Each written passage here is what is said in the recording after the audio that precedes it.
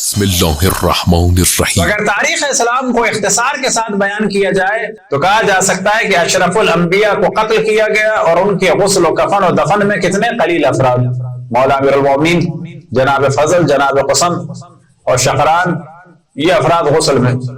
مولا امیر المومنین نماز پڑھنے والے، اکثریت کہاں پہ تھی؟ خلافت کے موضوع میں لگی ہوئی تھی۔ یہ ہے پہلا دفن، پنجدن میں سے پہلا دفن۔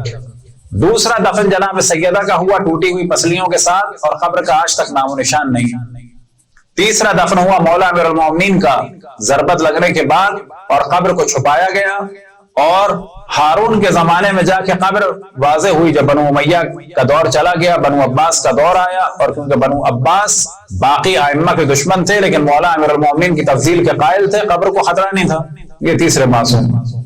پنجدن میں سے چوتھے امام حسن کہ جنازہ نکلا، تیر چلے اور اس کے بعد جنازہ واپس آیا، نواز رسول۔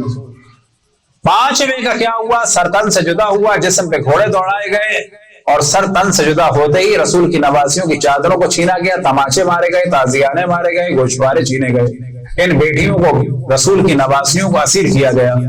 یاد رکھیں واقعہ کربلا میں شہادت امام حسین کے بعد اشرف الانبیاء کی جو سب سے قریبی ہستیاں تھیں وہ حضرت زینب اور حضرت ام کلثوم تھیں، حتیٰ امام زین العابدین ایک نسل بعد کے تھے، وہ امام حسین کے بیٹے تھے۔ سب سے قریبی ہستیاں شہادت امام حسین کے بعد کون تھیں؟ حضرت زینب اور حضرت ام کلثوم، اور ان کی چادروں کو چھینا گیا۔ اب اگر اس کے بعد ہم سے سوال کیا جائے کہ شیعہ عزاداری کیوں کرتے ہیں، کہا جائے گا جو بھی مسلمان ہے اس کو عزاداری کرنی چاہیے۔ ہمیں سوال کرنا چاہیے دوسروں سے کہ آپ کیوں نہیں کرتے عزاداری؟ آپ رسول کو مانتے ہیں، ان کی مظلومیت پہ آپ کا دل نرم نہیں ہوتا؟ رسول کی نواسیوں کا اسیر کیا گیا، آپ کو افسوس نہیں ہوتا؟ آپ سیاہ کپڑے نہ پہنیں، ماتم نہ کریں، زنجیر کا ماتم نہ کریں، علم نہ ہو، تابوت نہ ہو، زلجنہ نہ ہو، کچھ نہ کریں۔ اپنا جو بھی آپ کا طریقہ ہے، جو بھی آپ کے مفتی مولوی کہتے ہیں، بالآخر ان سے سوال کریں۔ رسول کی نواسیوں کو اسیر کیا گیا، رسول کے نواسے کو قتل کیا گیا، چھوٹے چھوٹے بچوں کو قتل کیا گیا۔ بالآخر اس پر کسی قسم کا ایک اظہار ریاکشن ہونا چاہیے کہ نہیں ہونا چاہیے؟ ماتم نہ کرے، بے شک کوئی ریاکشن ہو، کوئی ذکر ہو کہ الحمدللہ بعض جگہ ہونے لگا، الحمدللہ ہونے لگا۔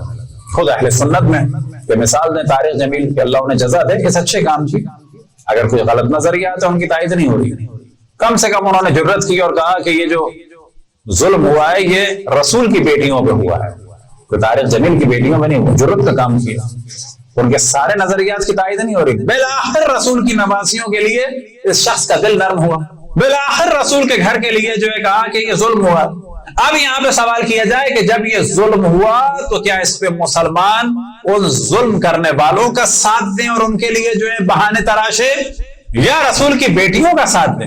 اب اگر کوئی سمجھتا ہے کہ ظالموں کا ساتھ دے کے نجات ہے تو وہ کام کرے، اور اگر کوئی یہ سمجھتا ہے کہ مظلوموں کا ساتھ دے کے اور مظلوموں کا ذکر کر کے نجات ہے تو وہ کام کرے۔ اور ہم الحمدللہ وہی کام کرتے ہیں کہ جو اشرف الانبیاء کی محبت کا تقاضا ہے۔